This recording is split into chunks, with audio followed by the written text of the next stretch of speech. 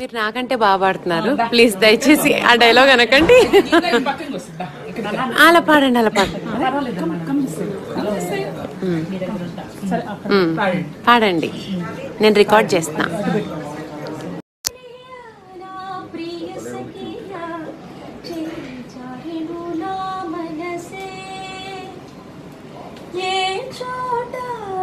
జారినదో ఆ జడే మరచి చిక్కుకుంది అని నీ పదములు చేరితేనే